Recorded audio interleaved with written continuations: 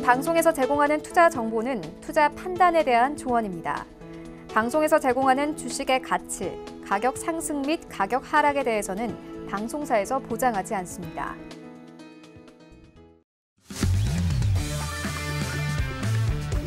안녕하세요. 해외 선물 신세계 리턴즈의 신경민입니다. 간밤 뉴욕 증시는 상승세로 마감했습니다.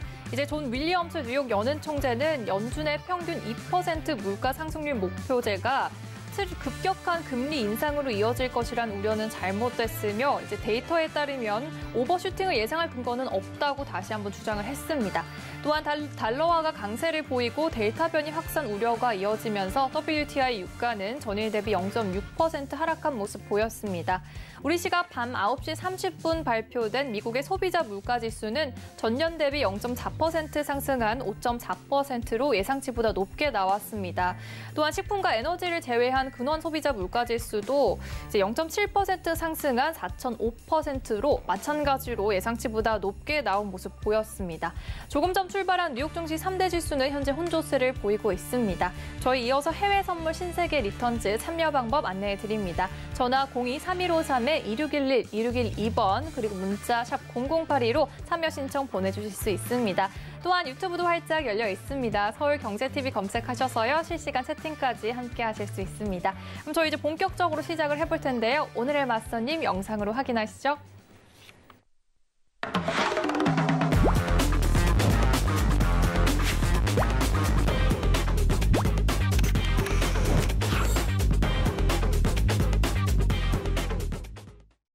네, 화요일엔 차트남자 맞선님과 함께합니다. 맞선님 안녕하세요. 네, 안녕하세요. 반갑습니다. 네, 인사 부탁드립니다. 네, 안녕하세요. 차트남자입니다. 네. 일단은 되게 방금 전에 이제 시장 상황을 잠깐 보고 왔는데 오늘 뭐 제가 이제 전일에도 한번 말씀드렸다시피 소비자 물가 발표 날이기 때문에 좀 저는 이것을 좀 눈여겨봤는데 아니나 다를까 예상치를 좀 상회하는 수치를 좀 발표를 했습니다. 그래서 그에 따른 이제 미증시의 방향이 한번 급락 포인트가 나왔다가 지금은 또 다시 반등이 좀 나오고 있는데 오늘 이 부분에 대해서 간략하게 좀 설명드리는 시간 가져가 보도록 하겠습니다. 잘 부탁드립니다. 네, 오늘도 소비자 물가지수가 나온 점에 대해서 맞선님께서 뒤에 이어서 자세히 설명해 주실 예정인데요. 지금 현재 시각 10시 53분 지나가고 있습니다. 그럼 오늘의 주요 이슈 함께 살펴보겠습니다. 나스닥은 어닝 시즌 기대감에 3대 지수 일제히 최고치를 경신했습니다. 골드는 달러 강세와 뉴욕 증시 상승에 따라 하락했습니다. 오일은 점유율 확보를 위한 오펙 플러스 국가 간의 경제적 증상 가능성이 높아졌습니다.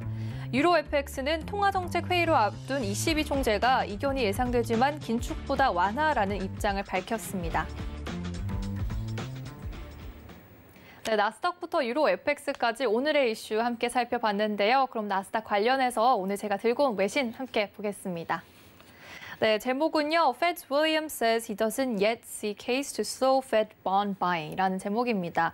이제 페드의 윌리엄스 의원이 아직 연준의 채권 매입을 늦추기 위한 근거를 보지 못했다 이런 제목인데요. 윌리엄스 총재는 연준이 경제적 팬데믹 전과 비교해서 substantial further progress on job market improvement, 이제 고용시장 개선에 있어서 실질적인 추가 진전을 원한다고 밝혔습니다. 그것이 제가 집중하고 있는 부분이며 현재로서는 이 목표를 달성하지 못한 것이 분명합니다라고 강조를 했는데요. 또한 윌리엄스 총재는 연준이 언제 중앙은행의 경제 지원을 철회할 수 있는 노동시장 개선 수준에 도달할 것인지에 대해서는 정확히 말하기를 거부했습니다. 뒤이어서 지금은 불확실성이 매우 큰 시기라고 말하면서 위원회가 자산 구매 속도 변화에 대한 결정을 언제 내릴지는 예측하지 않겠다고 덧붙였습니다. 잠시 후에 맞선이가 더 자세한 얘기 나눌 예정인데요. 우선 나스닥 시세부터 살펴보고 오겠습니다. 나스닥은 현재 0.24% 상승한 14,908포인트 지나가고 있습니다. 네, 그럼 이제 맞선님과 함께 트레이딩 전략 팻말 통해서 확인해 보겠습니다. 준비해 주시고요. 3, 2, 1 들어주세요. 관망으로 들어주셨어요, 맞선님. 제가 나스닥 관망을 좀 든 거는 솔직히 좀 저도 오랜만인 것 같아요. 네. 제가 관망을 잘 안 드는데 원래. 그렇죠. 나스닥에서는 항상 명확한 포지션을 주셨는데. 네, 저 매수든지 매도든지 원래 포지션을 좀 드리는데 네. 저는 일단은 이 부분이 사실 저는 되게 대응하는 것 자체가 되게 좀 위험하다라고 생각을 하고 있어요. 제가 일단은 뭐 기술적인 부분에서도 제가 말씀을 드릴 거지만 방금 전에 좀 나왔던 소비자 물가로 인해서 지금 변동성이 되게 확대가 됐거든요.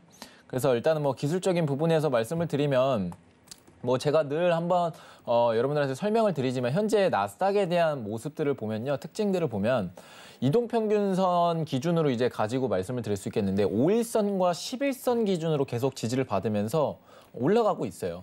그러면 우리가 나스닥이 계속 사상 최고치를 경신하나? 계속 여러분들이 이러한 의구심이 좀 들 것 같은데 저는 일단은 개인적으로 봤을 때는 뭐 앞으로 뭐 추가적인 상승을 계속 보여줄 가능성이 좀 높다라고 이제 판단을 하고 있고 차트가 잠시 꺼졌는데 네. 나스닥 일봉상에서 봤을 때는요 현재 고점 포인트죠. 매수에 대한 채널이 아까 이제 제가 말씀드렸던 이 채널 상단 부분까지는 왔기 때문에 지금 관점에서 대응하는 거는 다소 무리가 있다. 저는 그렇게 판단을 하고 있어요. 그래서 항상 저는 매수 추세를 한번 이어보는데 이 매수에 대한 추세가 앞전에 이제 소비자 물가 발표하고 난 이후에 급락이 한번 나왔었죠. 사실 뭐 급락이 나온 부분에서 뭐 이제 못해도 이제 두 파동 정도는 지켜봐야 되지만 지금 뭐 두 파동 안에 뭐 바로 장대 양봉으로 지금 형성을 하고 있어요. 그러면 우리가 앞으로 이제 봤을 때 주요 매물대 구간대로 1차적으로 좀 체크를 해볼 수가 있겠는데 어제 이제 말씀드렸던 815 라인대가 결국에는 상단으로 좀 지지를 해줬었던 모습이었습니다. 근데 60분봉상에서 봤을 때는 음봉으로 크게 한번 나왔어요. 60분봉 보게 되면 잠시 815 라인대 판단을 해보도록 할게요. 제가 잠시 말씀을 좀 잘못 드렸는데 815 라인대가 15분봉상에서 장대 음봉으로 한번 이탈이 나왔고 지금 다시 장대 음봉으로 60분봉 상에서 종가로 지금 돌파가 나왔습니다. 그러면 우리가 추세적으로 봤을 때 이미 이제 1차적인 주요 매물대는 이탈이 나왔다라는 거거든요. 그래서 소비자 물가 발표로 인해서 어떻게 보면 테이퍼링 시기나 뭐 금리 인상 이런 시기가 좀 더 앞당겨질 수 있다는 우려감이 좀 작용을 하면서 나스닥이 지금 하락을 한 것 같아요. 다만 지금은 기술적인 반등이 좀 나오고 있는 부분이고 제가 왜 이제 여기서 또 다시 기술적인 반등이 나오는 부분에서는 기술적인 부분에서는 일단은 매수에 대한 추세가 계속 살아있다 보니까 현재 주요 매물대를 지켜줬기 때문에 다시금 기술적인 반등이 나왔다라고 이제 판단을 드릴 수가 있을 것 같아요. 그래서 지금은 상단 고점이고 매수의 상단 고점이다 보니까 지금 관점에서 매수로 대응한다라는 거는 다소 리스크가 있다. 그래서 저는 한 번쯤 조정 포인트를 좀 더 확인하시고 들어가셨으면 좋겠어요. 지금 관점에서 대응하는 거는 다소 무리가 있다. 그러면 제가 이제 815 라인 때 1차적으로 말씀을 드렸고 2차적으로 이제 말씀을 드리는 구간대는 7월 12일 날 월요일 날짜에 발산 캔들이 나왔다라는 거예요. 그래서 여기에 대한 시가가 이탈이 된다라고 했을 때 저는 매도 추세 충분히 나올 수 있다라고 생각을 하거든요. 그래서 지금 관점에서 중요한 매물대는 14,785포인트다. 그래서 이 785포인트 기준점이 이탈이 된다라고 했을 때는 다시금 매도로 대응해 볼 수 있지만 이 구간대가 또 다시 어제처럼 14,815 라인대 매물대 말씀드렸죠. 그래서 어제처럼 오늘도 중요한 이 780 라인대 매물대를 지켜준다면 제가 앞전에 말씀드렸죠. 7월 12일 날에 나왔던 양봉의 발산 시가 이 시가 라인 때문에 안 깨면 저는 매수에 대한 추세는 살아있다라고 판단을 하고 있는데 지금은 상승분이 크게 나왔기 때문에 제가 관망에 대한 의견을 좀 드린 겁니다. 그래서 이 부분대를 좀 체크를 하시면 좋을 것 같고 제가 뭐 전일 이제 뭐 지나간 차트 보면서 말씀을 드리면 좀 의미가 없다라고 이제 생각하실 수도 있겠지만 전일과 대비해서 봤을 때 얼마나 이 매물대가 이제 뭐 매수 물량이라든지 매도 물량이라든지 이러한 물량들이 많이 포진되어 있는 가격대는 얼마나 중요한 건지 제가 전일을 비롯해서 좀 말씀을 드릴 수 있을 것 같아요. 제가 전일 정확하게 말씀을 드렸던 포인트 시점은 뭐 기억하실지는 잘 모르겠지만 14,815포인트를 한번 체크를 해드렸었어요. 그래서 이 815 라인대가 지켜주고 난 이후에 종가 기준으로 제가 말씀을 드렸죠. 종가 기준. 근데 우리가 60분봉 상에서 보면 전일이었죠. 전일 17시 이후에 한번 급락 포인트가 내려왔습니다. 23시에 장대 음봉으로 한번 크게 나왔죠. 매수 채널 상단에 대한 저항점을 받고 크게 무너졌었습니다. 근데 60분봉의 종가를 보면요. 지금 이 장대 음봉의 종가 기준이 14,828입니다. 여러분들. 그러면 제가 815 라인 때 기준에서 말씀을 드렸던 건 7월 12일 어제 이제 전일 11시죠. 딱 이 시간대였어요. 이 시간대에 어떻게 캔들이 형성이 됐었냐면 양봉 캔들, 즉 아래 꼬리가 달린 양봉 캔들이 형성이 됐다라는 거죠. 그러면 815 라인 때 기준점을 딱 두시고 종가가 이탈이 안 됐을 때 그때 가서 역회된 숄더 패턴 정확히 나왔죠. 60분봉상에서도 나왔거든요. 그래서 단기 분봉상에서도 봤을 때 60분봉상에서 종가 기준으로 이탈이 안 나오고 나서 여기서 이제 조금이라도 저점이 올라가는 그림을 보여주게 된다라면 저는 추세적인 상승을 오히려 잡을 수 있다라고 보고 저점에 대한 매수 포인트도 잡을 수 있을 거라고 생각해요. 그래서 전일도 뭐 어떻게 보면은 다음 날이 소비자 물가 발표였지 뭐 전일에 발표되는 지표는 아니었거든요. 그래서 리스크를 또 가져가기보다는 오히려 좀 적극적으로 좀 대응해 볼 수 있었다. 이렇게 좀 말씀을 드리겠는데 뭐 어제 대응하신 분이 뭐 있었는지는 잘 모르겠어요. 근데 일단은 뭐 오늘도 중요하게 이제 제가 정리를 해드리자면 오늘 60분봉 매물대는요 785 라인대예요. 앞서 이제 좀 말씀드렸던 양봉에 대한 시가. 그래서 여기 이탈 안 되면 적어도 사상 최고치를 아직도 경신할 가능성이 높다. 그리고 오늘 소비자 물가가 발표됐지만 지금은 국채금리가 하락하는 국면이에요. 오히려 국채금리가 하락한다라는 거는 인플레이션에 대한 충분히 좀 반영을 안 하겠다라는 스탠스로도 좀 생각을 해볼 수 있을 것 같거든요. 그래서 제가 관점에서 봤을 때 나스닥 내일 이제 파월 의장 뭐 내일이랑 내일 모레 이제 발언들도 예정이 되어 있는데 이러한 발언들 예정 전까지는 그래도 나스닥이 계속 추세적인 상승 포인트 보여줄 가능성이 높다라고 보고 있고 한 번에 조정이 내려온다라고 하면 14,785부터 이 800포인트 이 포인트를 저는 오늘 중요한 포인트로 여러분들한테 말씀을 드리겠고 이 부분대가 지켜준다라고 했을 때 저는 뭐 전일과 비슷하게 매물대를 지켜준 것이기 때문에 충분히 매수 대응해 볼 수 있다라고 말씀을 드리겠고 일단 지금 관점에서는 관망에 대한 포지션을 가져가셔라라고 말씀을 드리도록 하겠습니다. 이상입니다. 네, 나스닥이 현재 매수 상단 고점에 있기 때문에 조정 포인트 확인해서 들어가야 한다고 정리를 해주셨는데요. 지금 국채금리가 하락하는 방면에 있다는 점 또한 짚어주셨습니다.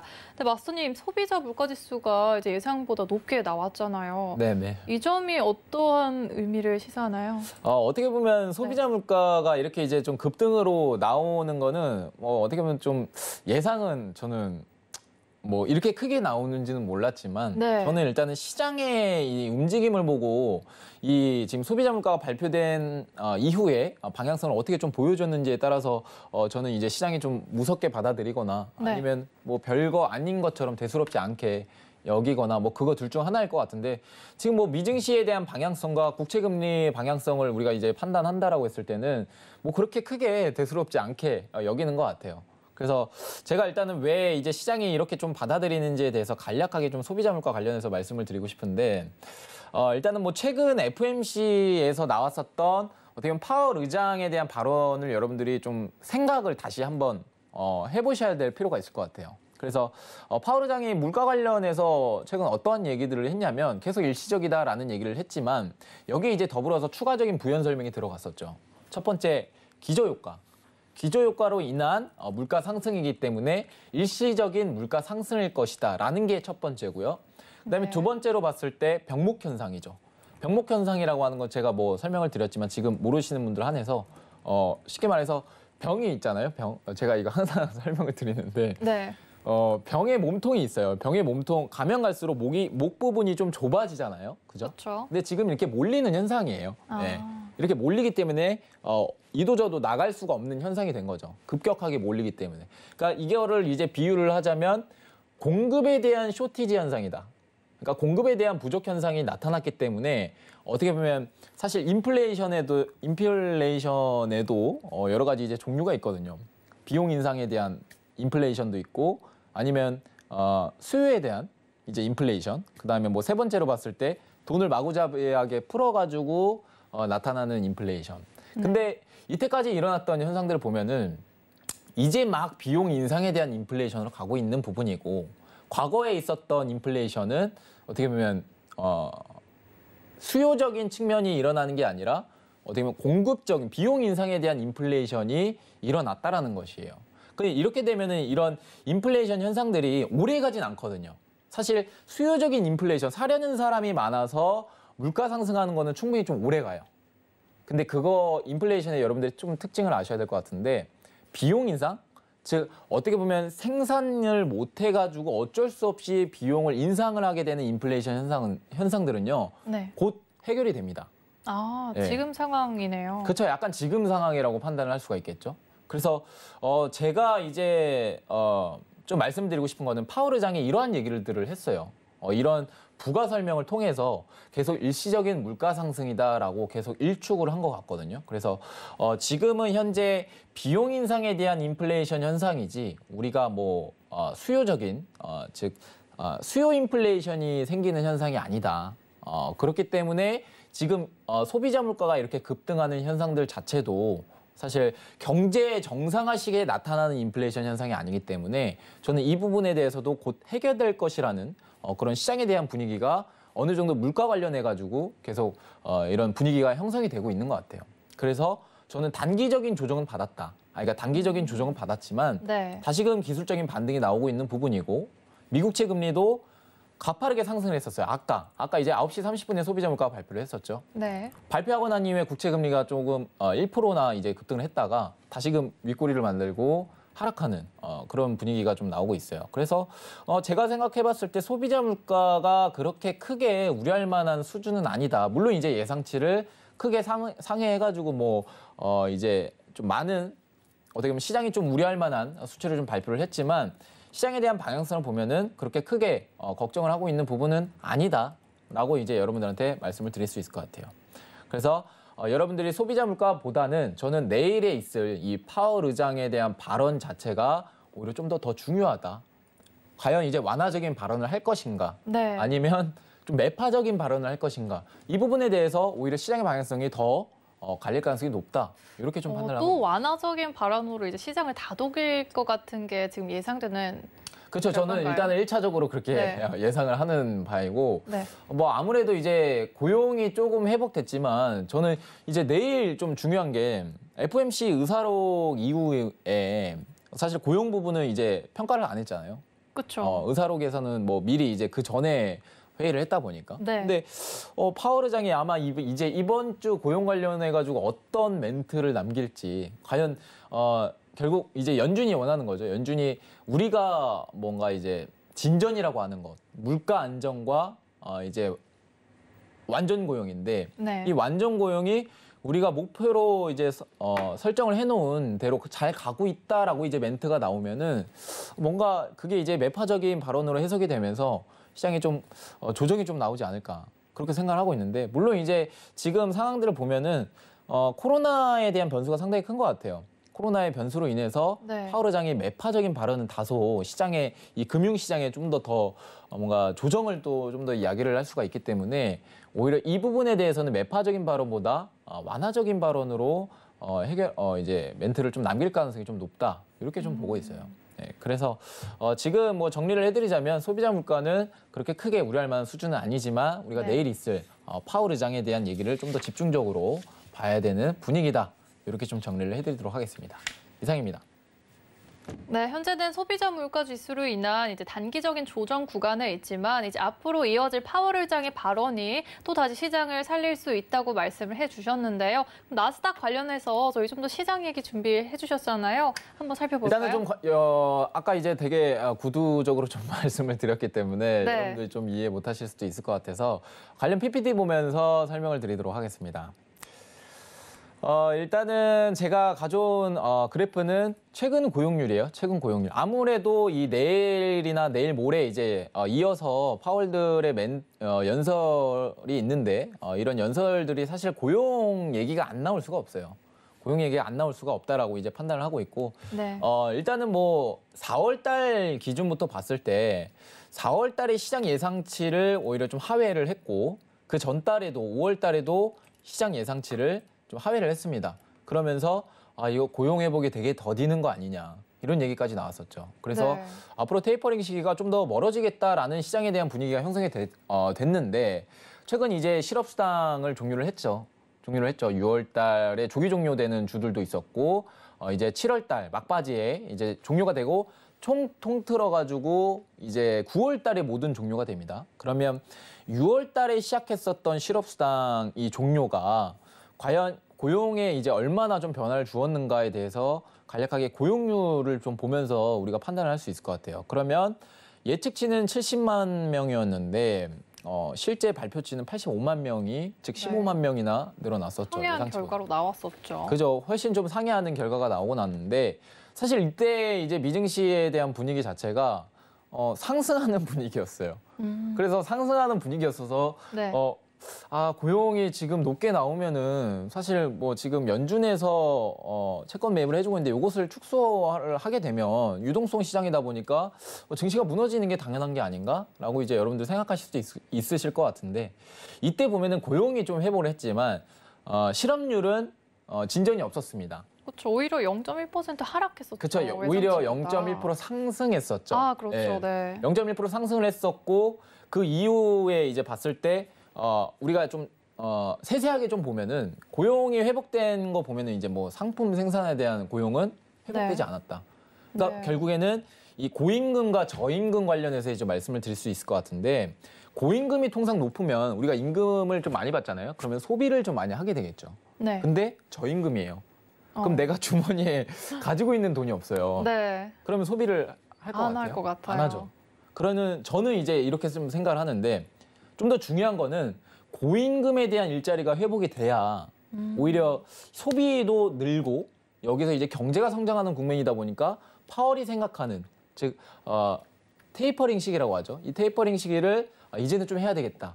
이제는 좀 어느 정도 진전이 되고 있구나라고 이제 생각하지 않을까라고 이제 저는 이제 생각을 했는데 고용은 회복이 됐지만 실업률은 0.1% 상승했고요. 여기에 따른 고용의 회복을 이제 세세한 내용을 보면은 제가 앞서 말씀드렸던 상품 생산에 대한 일자리 회복은 되지 않았습니다. 결국에는 레저, 뭐 호텔, 접객, 뭐 이러한 저임금에 대한 일자리가 회복이 됐기 때문에 맞습니다. 오히려 이 미증시에 대한 방향성이 상승에 대한 분위기로 또 다시 나왔지 않았나. 좀 고르게 다 같이 그쵸? 상승했으면 그렇죠. 반대 그런 영향이 있을 수도 있었는데 네, 맞습니다. 오히려 일부 서비스 쪽 이쪽으로만 상승이 있었던 거죠. 그렇죠. 오히려 이제 서비스 부분에 상승이 있다 보니까 아무래도 이것은 좀 골고루 이제 좀 회복이 됐었어야 되는 부분인데 이런 부분이 오히려 좀 다소 일자리가 회복은 됐지만 물론 겉으로 봤을 때는 85만 명 나왔으면 이거 회복한 거 아니야라고 이제 여러분들 네. 생각하실 수도 있는데 여기에 대한 세세한 내용들이 뭐 골고루하게 이제 회복이 되지 않았기 때문에 저는 미증시가 다시금 상승이 나왔다라고 이제 판단을 하고 있고 이러한 고용률에 대해서 이제 파월 의장이 어떠한 멘트를 좀 남길지 저도 모릅니다. 저도 사실 몰라가지고. 네, 저희도 궁금해요. 네, 여러분들이 주목을 하셔야 될 것 같아요. 주목을 하셔야 될 것 같고 앞으로 이러한 중요 이벤트들이 있고 이러한 고용에 대한 이제 지표가 있다 보니까 이러한 발언들이 어느 정도는 예상이 가겠다라고 이제 여러분들이 생각을 하시는 거죠. 그래서 저에 대한 생각은 그냥 완화적인 발언을 할 것이다 이렇게 보고 있어요. 그래서 나스닥은 다시금 사상 최고치를 또 경신하는 그런 그림을 보여주지 않을까 이제 하는데 우려되는 부분이 물론 있습니다. 우려되는 부분은 제가 또 다시 뒤늦게 뒤에서 다시 한번 말씀을 드리도록 할게요. 그래서 고용률에 대한 관련해서 이제 얘기가 어떤 얘기가 나오는지 어떤 멘트가 나오는지 이 부분 여러분들이 꼭 집중해 주시면 좋겠습니다. 그리고 이제 관련해서 또 고용 회복이 어렵다라는 얘기들이 계속 나오고 있어요. 제가 이제 앞서 말씀드렸던 접객업이 회복이 됐거든요. 호텔이나 레저. 근데 이 접객업에 이제 발음이 좀 어렵네요. 네, 접객업에 종사했던 응답자의 절반 이상이 이전 일자리로 돌아가지 않겠다라고 했어요. 이건 무슨 뜻이죠? 이거는 이제 어떻게 보면 지금 접객업이나 여러 가지 이제 서비스업의 이 구인자 수가 상당히 많거든요. 네. 그러니까 구인자 수도 많고 구인율도 상당히 좀 높아서 여기에 대한 임금이 이제 조금 올라가는 그런 분위기였어요. 그래서 네.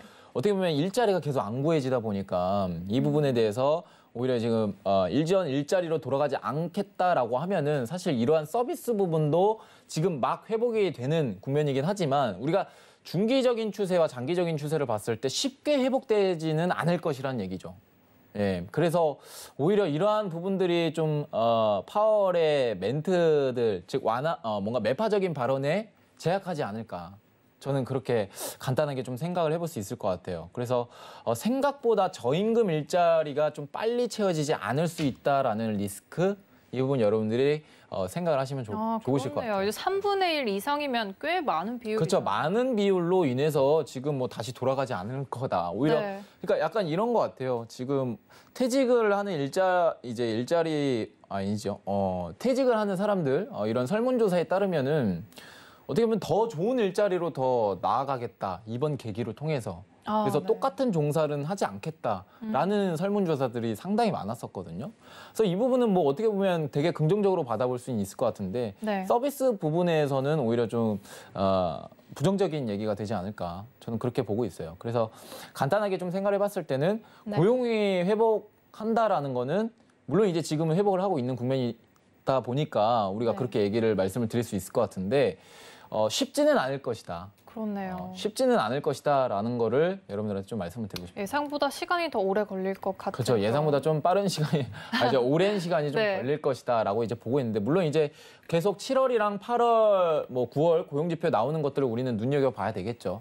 그래서 언제든지 또 달라질 수 있다 보니까 네. 이 부분 여러분들이 좀 체크를 해주시면 좋을 것 같아요. 네, 일단 그래서 현재로서는 그렇죠. 현재로서는 고용 회복이 좀 다소 어려울 수 있다 이렇게 네. 좀 말씀을 드리겠고.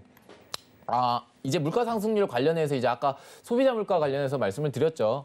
최근 이제 전년 대비했을 때 5%나 나왔어요. 5%.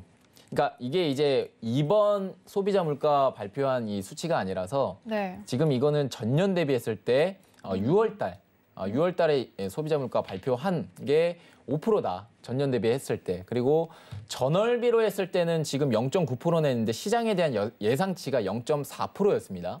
그러니까 사상 최고치죠, 거의. 거의 네. 이제 전년 대비했을 때도 그렇고 전월 대비했을 때도 서프라이즈급입니다. 근데 우리가 이제 생각하는 거는 제가 앞서 말씀드렸다시피 물가 상승이 계속적으로 이루어지는 거는 제가 뭐 초반에도 말씀드렸다시피 첫 번째 기저 효과도 있고요. 그다음에 두 번째 뭐 병목 현상들 이런 얘기들은 일단은 앞서 이제 여러분들한테 좀 말씀을 드렸으니까 패스를 하도록 하겠습니다. 그래서 간단하게 생각을 했을 때 소비자 물가 우리는 걱정할 수준은 아니다. 근데 다만 이제 이러한 기대 인플레이션이라든지 국채 금리를 여러분들이 체크를 하셔야 될 것 같은데 기대 인플레이션도 지금 되게 안정화되는 구간이에요. 사실 소비자 물가가 이렇게 조금 서프라이즈급으로 올랐다라고 하면은 10년 앞으로 이제 향후에 물가 기대치라고 하는 이 10년에 이제 얼마나 물가가 오를 것인가 여기에 대한 지표도 따로 있거든요. 근데 지금 제가 이제 뭐 방송 들어오기 전에 또 한번 체크를 했는데 2.33이에요. 그래서 급등하는 현상도 뭐 없었고 미국 채금리도 지금 다시 올랐다가 안정화되는 분위기다 보니까 네. 지금 여러분들이 물가 관련해서 그렇게 크게 근심 안 하셔도 될 것 같습니다. 그래서 간단하게 물가 상승률 이렇게 좀 말씀을 드려봤고 최근 이제 이슈가 이제 크죠. 백신 접종률에 관련해 가지고 이제 좀 말씀을 드리고 싶은데 네. 되게 백신에 관련해 가지고 지금 되게 얘기들이 많이 나오고 있어요. 최근 이제 또 변이 바이러스가 한번 또 나왔죠. 그쵸. 담비였나요?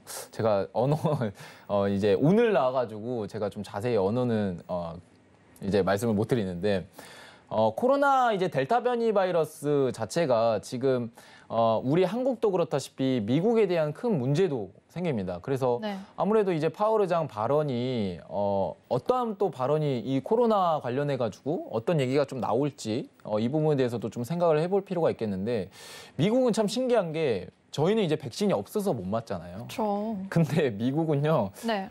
백신이 엄청 많다고 하더라도 네. 백신 안 맞으려는 사람들이 상당히 많아요. 왜 그런 거죠? 여러 가지 좀 이유들도 있겠죠. 뭐 건강상의 좀 악화 이런 것들도 있겠고, 네. 좀 안 믿으려고 하는 것 같아요. 의심이 네, 많은 의심이 너무 많아가지고 분위기네요. 그리고 네. 직접적으로 이제 뭐 병원에서 이게 지원이 온대요. 자택에 들어가가지고 네. 찾아가가지고 일부러 이제 백신을 주는 식으로 그래서 무조건 맞아야 된다. 거의 이런 식으로 하고 있는데도 안 맞다라고 합니다. 그래서 제가 생각해봤을 때 이제 미국의 집단 면역 형성되기까지가 어떻게 보면 이러한 타이틀을 보고 나서 시기가 좀 다소 멀어지는 게 아닌가. 그러니까 오히려 완화적인 발언을 할 수밖에 없다라는 거죠, 파월이. 지금 백신 코로나 확진자 수 보면요. 네. 일평균 확진자 수가 상당히 좀 올라가고 있는 추세예요. 미국도 그렇다시피 뭐 영국도 마찬가지로 계속 올라가고 있습니다. 그래서 이 델타 변이 바이러스 자체가 뭐 배제할 수는 없어요. 아무리 이제 치사율이 좀 낮다, 예방 접종률이 있다라고 하더라도 미국이 이제 근원적인 게 가장 백신을 안 맞으려고 하니까. 그래서 이렇게 보면은 사실 고용 회복도 힘들고 소비적인 측면도 위축될 가능성이 상당히 높아 보여요. 그래서 경제 정상화 시기가 조금 멀어질 것이다라는 리스크, 이러한 부분들에 대해서 이제 말씀을 들어봤을 때 아직까지는 좀 힘들다. 이렇게 좀 말씀을 드리는 게 좋을 것 같아요. 그래서 저는 이러한 것들도 여러분들이 코로나 관련해 가지고 내일이나 내일 모레 이 파워레장 멘트들이 어떻게 나오는지 이 부분들이 여러분들 좀 생각을 해주시면 좋을 것 같아요. 그래서 제가 이제 말씀을 드리고 싶은 건 뭐냐면 경제 정상화는 되고 있진 않지만 네. 앞으로 우리가 이제 있을 여러분들 또 많이 생각하시는 분들 계실 것 같아요. 금리 인상이라든지 테이퍼링 이러한 시기는 이러한 이슈들을 보고 나서 쉽게 할 수 있을까요? 쉽게 할 수 없을 거라고 생각을 합니다. 그래서 저는 물론 이제 어느 정도 이 경제가 다시금 하락하는 국면이다 보니까 어느 정도 증시도 조정이 좀 내려올 수 있을 것 같아요. 네. 근데 조정이 내려올 수 있지만 오히려 좀 저점에 대한 매수 기회로 좀 가져가시는 게 어떨까? 이렇게 좀 정리를 해드리면 좋을 것 같아요. 그래서 가장 중요한 거는 소비자 물가는 영향이 없었다. 그리고 두 번째로 봤을 때 내일 있을 이 파월의장 멘트, 즉 코로나 관련해서 얘기와 이 고용 관련해 가지고 얘기들이 어떤 멘트가 좀 나오는지 이 부분 여러분들이 신경을 쓰시면서 대응 전략을 가져가시길 바라겠습니다. 이상입니다. 네, 또 저희 잠깐 유튜브에 들어온 질문도 계속 있었는데 하나만 짚고 넘어가 볼게요. 네. 환율에 관한 질문이었습니다. 지금 역외 환율 1,147원대 달러 가치가 오를지 내릴지 이 부분이 궁금하시다고 하셔서요. 짧게만 저희 짚어주실 수 있나요? 간단하게 좀 말씀을 드리면 원화가 지금 좀 많이 떨어지고 있긴 하죠. 근데 네. 원화 관련해 가지고 사실 위안화에 대한 얘기를 좀 해볼 필요가 있을 것 같아요. 지금 최근에 나왔었던 이제 중국의 지중금 인하, 그러니까 이 얘기가 사실 15개월 만에 나타난 거거든요. 그러니까 중국에서 이제 지중금 인하라는 거는 쉽게 하지 않아요. 이러한 정책들을. 그래서 이 위안화가 만약에 이제 절하될 경우에는 같이 이제 원화도 달러 대비해 가지고 절하될 가능성이 상당히 높습니다. 그래서 간단하게 이제 위안화 관련해서 좀 짧게 설명드리면 쉽게 말씀드려서 지중금 인하라는 거는 어떻게 보면 은행에서 시중은행에서 네. 예치를 해야 됩니다. 명목적으로 이제 중앙은행에다가 일부 이제 예금을 받잖아요. 네. 시중은행인들의 이제 시민들한테 예금을 받으면 이게 이제 예금이 어느 정도 일중 비율이 넘어가면 여기에 대해서 이제 지급 준비율이라고 이제 시민들이 좀 챙겨갔을 때 이제 뭐 이런 돈을 받아가지고 이제 시중은행들은 대출을 해주는데 네. 이러한 대출금을 다 갖고 나서 만약에 이제 시민들이 내 예금한 거 돈 다시 뭔가 이제 줘라고 했을 때 돈이 있어야 되잖아요. 근데 네. 이거를 어느 정도 이제 지급 준비를 해가지고 언제든지 줄 수 있게 비율을 좀 어느 정도 정해놔서 요거를 좀 챙겨놔야 되는 그런 금액들이 있습니다. 근데 이 금액을 중앙은행에다가 예치를 해놔야 되는데 이 예치를 계속적으로 하다가 얘네들이 이제 중앙은행에서 나 돈을 더 안 받겠다. 네. 돈을 더 받지 않을 테니까 너네들한테 기업에 투자든 뭐든지 투자를 오히려 좀 늘려라. 기업에 투자를 늘리고 시민들한테 대출을 많이 해줌으로써 소비적인 측면을 좀 늘려서 경제 성장을 좀 해라. 라는 식으로 이제 지급 준비율을 인하를 해준 건데 이 부분이 어떻게 보면 어떤 현상을 초래할 수 있냐면 위안화가 그만큼 시중에 공급이 되는 거다 보니까 네. 공급량이 많아지게 되면 어떻게 돼요? 절하가 되죠. 오히려 위안화 절상이 되는 게 아니라 절하가 됩니다. 그렇게 되면 원화도 절하될 가능성이 높은데 어떻게 보면 이 얘기는 제가 따로 주제를 좀 준비를 해야 될 것 같아요. 아, 네. 중국에서도 지금 네. 어떻게 보면 오퍼레이션 트위스트라고 단기 금리를 올리고 장기 금리를 좀 내리는 정책을 최근에 썼거든요. 네. 그러니까 이 얘기는 사실 유동성이 그만큼 풀어지는데 이렇게 위안화가 절하가 되면 외국인의 이제 위안화 뭐 투자를 했던 사람도 있을 거 아닙니까? 그럼 이걸 팔아가지고 네. 달러를 삽니다. 국채를 사거나 미국채를 사거나. 그러니까 어떻게 보면 위안화에 대한 가치가 떨어지다 보니까 갖고 있을 매력이 없다라는 거죠. 네. 그렇기 때문에 오히려 위안화가 절하가 되고 즉 떨어지게 된다라는 거죠. 그 가치가. 근데 이것을 중국이 어떤 식으로 좀 방어를 했냐면 단기 금리를 올려버려요. 단기 금리를 올려서 시중에 이제 위안화가 절하되는 걸 어느 정도 방어를 해주는 거죠. 네. 그렇게 되면 가치가 좀 어느 정도 올라갈 수 있는, 즉 단기 금리를 올리다 보니까 위안화도 좀 절상이 되는 그런 효과를 누릴 수가 있거든요. 그래서 이렇게 되면은 사실 원화가 그렇게 급격하게 빠질 가능성은 염두하고 있지는 않은데 아무래도 이제 원화를 보시기에는 달러랑 여러분들이 위안화를 좀 체크를 해주시면 좋을 것 같아요. 그래서 만약에 위안화가 지금은 어느 정도 정책을 썼는데 오퍼레이션 트위스트라고. 근데 이 부분에 대해서 만약에 절하가 됐을 경우에는 충분히 원화도 같이 떨어질 가능성이 높다. 이렇게 좀 판단을 드리도록 할게요. 얘기가 좀 길어졌는데 네. 이거를 제가 나중에 이제 주제를 잡아가지고 정확히 좀 설명드리는 시간 가져가도록 하겠습니다. 이상입니다. 네, 또 맞선님께서 유튜브 질문까지 꼼꼼히 챙겨주셨습니다. 이제 역외 환율 관련해서는 달러 말고 위안화까지도 챙겨봐야 해서요. 조금 후에 나중에 이제 또 자세하게 주제 들고 와주실 예정입니다. 더 궁금한 점은요. 노란톡 놀러 오실 수 있습니다. 샵 0082로 차트남자라고 보내주시면요. 링크 보내드리고 있습니다. 그럼 이제 저희 다음으로 오일로 넘어가 보도록 하겠습니다. 오일 관련 외신 오늘 준비해봤는데요. 제목은 OPEC Plus still far from resolving UAE Saudi spat 입니다. 이제 오펙 플러스 아랍에미리트와 사우디 분쟁 해결까지는 아직 멀었다 이런 제목인데요. 소식통에 따르면 오펙이 지난주 향후 생산 수준을 결정하지 못한 사우디와 아랍에미리트의 의견 차이를 해결하는데 계속해서 진전을 이루지 못하고 있죠. 이러한 모습이 이번 주 오펙 플러스 회의가 성사될 가능성이 점점 낮아지고 있다 이런 의미를 보이는데요. 이제 당초 8월 현재로서는 오펙 플러스 추가 생산이 없을 것이라는 소식에 상승세를 보였던 석유 시장이 이제 아랍에미리트와 사우디아라비아가 공통점을 찾지 못할 경우 전체 협정의 미래가 불투명해질 수 있다는 가능성을 이제 이번 주 후반부터 소화해내기 시작했는데요. 바이든 행정부는 여기에서 오펙 플러스 그룹에게 기준선 생산 수준에 대해 현재 진행 중인 분쟁을 해결하고 계획대로 세계 석유 수요를 충족시킬 수 있는 것을 촉구하고 있는 상황입니다. 네, 빠르게 외신 넘어가 봤는데요. 맞선님과 추후 자세한 얘기 넘어가 보도록 하고요. 일단 오일 시세부터 확인해보고 가겠습니다.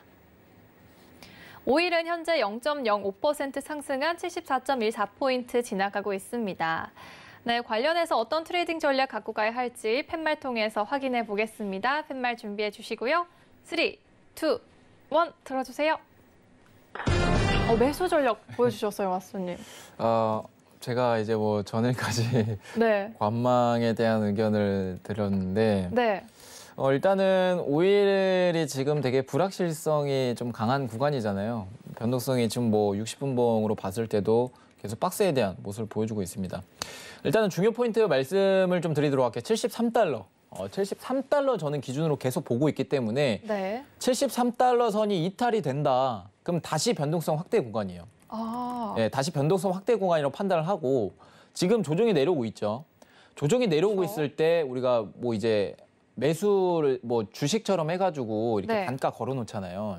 네. 근데 해산물처럼 이 73달러 선에서 단가 걸어두는 게 아니라 73달러 부근에서 어떠한 방향성을 보여줄지 그 부분 좀 확인하시고 대응하시길 바랄게요. 그래서 제가 중요 포인트 말씀을 드리는 구간 때는 73달러. 자, 이 부분 여러분들 주시하시면 되겠습니다. 이상입니다. 네, 일단 오일은 매수 의견 보여주셨고요. 73달러 이탈 시 변동성 확대 구간이 있기 때문에 자리값 73달러 짚어주셨습니다. 저희 좀 더 자세하게 차트로 설명을 해주실 건가요, 맞수님? 네, 간단하게 이제 좀 볼 수가 있을 것 같은데 최소 이제 못해도 60분봉 상을 좀 봐야 돼요. 아무래도 이제 장기 관점을 봐야 됩니다. 아무리 단기성 트레이딩은 지금 하면은 되게 리스크 커요. 리스크가 상당히 좀 크기 때문에 단기 트레이딩은 하지 마셔라. 그러면 우리가 60분봉 상에서 봤을 때 고점 기준이 7월 6일 날에 한번 급락이 나오고요. 그 다음에 7월 7일 날에 급락이 또 한번 크게 나옵니다. 그러면 우리는 여기에 대한 중심선과 매물대를 정해놔야 돼요. 기술적인 부분에서 말씀을 드리자면. 그러면 일단은 1차적인 중심선은 이탈이 됐거든요. 그러면 하락에 대한 장대 음봉이죠. 크게 나왔죠. 그럼 여기에 대한 중심선을 딱 체크를 하셔야 돼요. 그러면 74.80달러 선이 중심선이 됩니다. 그럼 74.80달러 선 위에 있을 때는 매수 추세가 좀 유리하다라고 판단을 하고 네. 74.80이 아래에 있다라고 하면 매도를 판단을 하는 거예요. 하방이 유리하다. 그러면 1차에 대한 중심선이 있고 우리가 2차에 대한 중심선이 있죠. 네. 그러면 2차에 대한 하락에 대한 중심선 근처는 73.16이거든요. 뭐 자세히 보면은 이제 70 레인지는 어느 정도 있어요. 레인지는 어느 정도 있지만 우리가 2차 중심선까지 이탈이 된다라고 했을 때는 매도에 대한 추세가 유리하다라고 제가 아까 말씀을 드린 거예요. 그러면 우리가 1차적인 중심선은 이탈이 나와서 저항을 계속 받아주고 있거든요.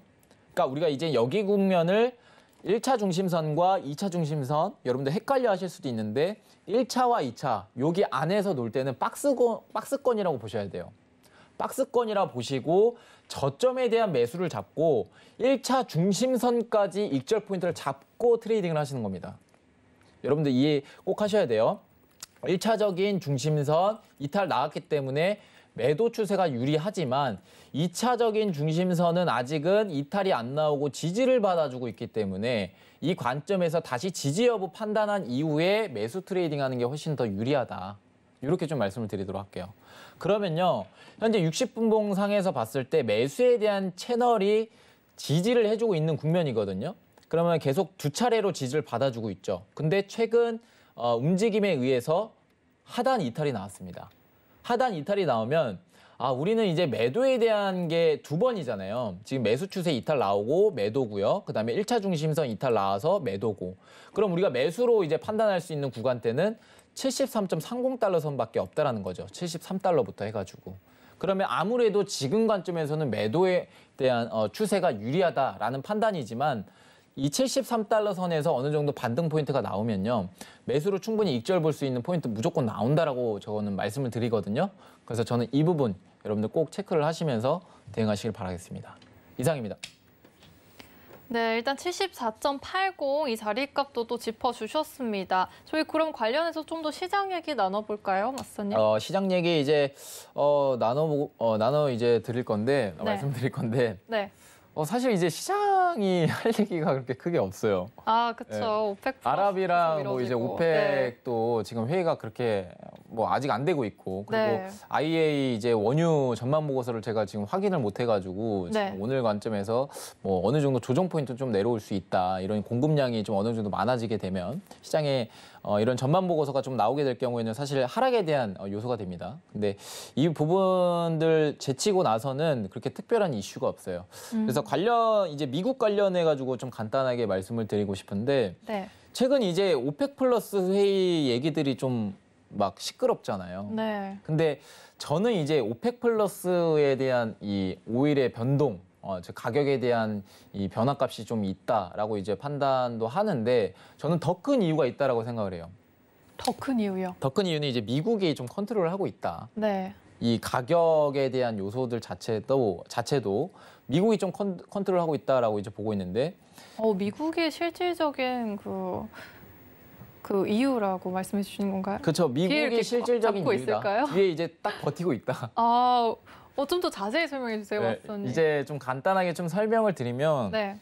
바이든 정권 이후에 사실 이제 친환경 이런 정책을 좀 펼친다라는 얘기들이 좀 많았었잖아요. 네. 근데 이 친환경 정책을 통해서 시추권을 행사하는 거를 좀 금지하는 조항들이 있어요. 맞아요. 예, 그래서 사실 이 조항들 자체가 정부 기업에만 그래도 해당이 되는 거거든요. 그래서 정부 기업에만 해당이 되는 거기 때문에 민간 기업들 뭐 이제 시추를 한다라고 했을 때 민간 기업은 시추를 할 수 있는 그런 권한 자체를 정부에서 못 막아요. 그래서 예, 이 부분에 대해서도 어느 정도 좀 생각을 해보실 필요도 있겠지만 가장 중요한 거는 이제 셰일 기업이죠, 셰일 기업. 이 미국의 셰일 기업은 상당히 좀 커졌어요. 상당히 이제 옛날에는 그렇게 지하 자원이 어느 정도 있었었는데 미국도 그렇고 러시아도 있고 이 셰일이라고 하는 거는 이제 탄석층이라고 하죠. 이제 좀 자세히 좀 설명드리는 시간을 제가 또 따로 설명을 드릴 거지만 이 미국이랑 러시아 그다음에 중국의 지하 자원을 계속 엄청나게 이제 보유를 하고 있는데 이것을 시추할 수 있는 능력이 없었어요. 미국도 그렇고 러시아도 그렇고. 네. 근데 최근 이제 미국의 이런 시추 뭐 이제 직선이라고 하는 이제 땅을 이제 직접적으로 꽂아가지고 이렇게 길게 직선으로 이제 시추를 할 수 있는 그런 기술 개발을 해가지고 그때부터 이제 원유에 대한 이거를 어느 정도 시추할 수 있는 능력이 생겨서 그때부터 이제 셰일 기업이 상당히 좀 유명해졌었습니다. 근데 이 부분에 대해서 셰일에 대한 오일 시대를 좀 말씀을 드려봐야 될 것 같아요. 그래서 과거 수준에 이제 제가 좀 말씀을 드리면 2008년 금융위기 때 유가가 150달러까지 올랐었잖아요. 150달러까지, 140달러였나요? 아무튼 140달러까지 거의 올라오면서 미국에 대한 시추 공수가 가장 활발했었던 시기였어요. 근데 이때 이제 뭐 서브프라임 모기지 사태가 오면서 유가가 급락하는 그런 모습을 보여줬었죠. 그때 이후에 이제 유가가 최고점으로 찍었었던 때였고 이때 이제 시추 공수를 보면은 한 1,500개 정도 좀 많이 올라왔었어요. 그러니까 많이 공수를 하고 있었다라는 거죠. 네. 근데 이게 우리가 추세를 보면 점진적으로 줄어들어요. 그렇네요. 그죠? 그리고 2015년도나 2018년도 때 네. 이때도 유가가 한 75달러 선 부근이었거든요. 그래서 이때도 뭐 골드만삭스가 어떤 얘기를 했냐면 네. 유가 100달러 간다. 뭐 이런 식으로 얘기를 했거든요. 근데 사실 미국의 셰일 기업이 상당히 큰데 여기에 대한 시추 공수를 계속 제한을 하고 있는데 유가가 계속 오를 수 있는 국면이긴 하지만 지금 관점에서 봤을 때 저는 딱 이제 말씀을 드려보겠는 게 유가가 지금 70달러부터 한 75달러에 대한 레인지를 두고 이렇게 좀 급등락을 할 것 같아요. 그래서 급락할 가능성이 좀 적다. 왜냐하면 지금 셰일 기업들이 생산을 금지를 하고 있기 때문에 그러니까 더 이상 생산을 하지 않아요.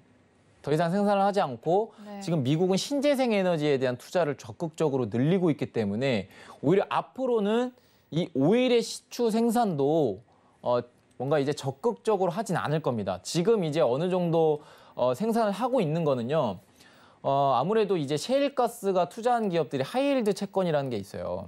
고위험의 이제 채권이라는 게 있는데 이 하이힐드 채권의 이 비중 자체가 에너지 비중이 상당히 많습니다. 그래서 아무래도 이 미국에 대한 이 채권이 이제 어느 정도 부채가 해결이 되고 이 부분이 해결이 된다라고 하면은 오히려 더 적극적으로 시추를 금지를 하고 오일에 대한 생산이 좀 더 적어질 가능성이 좀 높다라고 이제 판단을 하고 있어서 저는 앞으로 오일이 이제 추가적으로 상승은 할 수 있다. 상승은 할 수 있지만 앞으로에 대한 이 70 레인지는 저는 지켜줄 가능성을 열어둬서 지금은 오히려 중장기 뭔가 이제 스윙으로 가져갈 만한 트레이딩보다는 중기적인 관점에서 대응하는 게 훨씬 더 유리하지 않을까라고 이제 판단을 하면서 제가 말씀드렸던 구간대는 이제 73달러죠. 이 73달러에서 다시금 재차 반등이 나올 가능성이 높다. 이렇게 좀 말씀을 드리도록 할게요. 네. 그래서 단기적인 트레이딩도 그렇지만 이 중기적인 트레이딩으로 봤을 때 미국이 지금 오일에 대한 즉 원유에 대한 생산량을 이제 급격하게 줄이고 있는 추세이기 때문에 저는 이것만 봐도 오히려 지금 유가가 상승할 수 있는 가능성은 좀 높다라고 판단하고 있어요. 그리고 미국이 제가 앞서 말씀드렸다시피 유가가 지금 떨어지는 거를 원하지 않아요. 제가 하이힐드 채권, 에너지 비중이 많다라고 했죠. 네. 미국이 투자한 겁니다. 미국이 투자한 거기 때문에 오일 가격이 어느 정도 안정권에 위치해 있어야 수익이 나는 구조예요. 그래서 지금 이 비중 자체도 미국이 많이 투자를 했기 때문에 트럼프 정권 때. 그래서 이때 이후로 어느 정도 이제 바이든 정권이 이제 접어들면서 이 부채를 해결하기 위해 이 부분은 어느 정도 가격 안정권을 유지를 해줄 것이다라는 게 핵심이에요. 그래서 유가는 급락을 보여주진 않겠지만 네. 적어도 지금은 이제 여러 가지 오펙 플러스 회의도 있다시피 뭐 이것이 해결이 되고 있지 않잖아요. 그래서 저는 단기적인 추세와 중기적인 추세는 변동성이 확대되는 구간이라고 보지만 매수에 대한 추세는 아직은 유효하다. 이렇게 좀 말씀을 드리면서 오늘 트레이딩 전략은 73달러 선 이 부분을 중심적으로 좀 보시면 좋겠습니다. 이상입니다. 네, 오히려 아직 상승 여력이 남아있다고 정리해 주셨는데요. 더 궁금하신 분들은 노란톡 놀러 오실 수 있습니다. 샵 0082로 차트 남자라고 보내주시면요. 노란톡 링크 보내드리고 있습니다. 참고로 본 방송에서 제공한 정보는 투자 판단에 대한 조언일 뿐 해당 상품의 가치와 수익률을 보장하진 않습니다. 서울경제TV는 자본시장 통화법을 준수하고 있습니다. 1대1 투자 상담, 유사 신행위 등 모든 불법 사항들을 엄중히 금지합니다. 그럼 오늘 저희가 준비한 내용 여기까지고요. 내일 또 밤 11시에 여러분을 찾아뵙도록 하겠습니다. 함께해 주신 여러분 고맙습니다.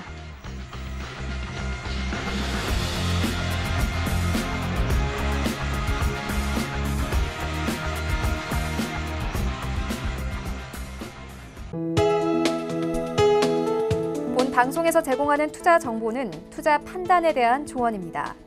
방송에서 제공하는 주식의 가치, 가격 상승 및 가격 하락에 대해서는 방송사에서 보장하지 않습니다.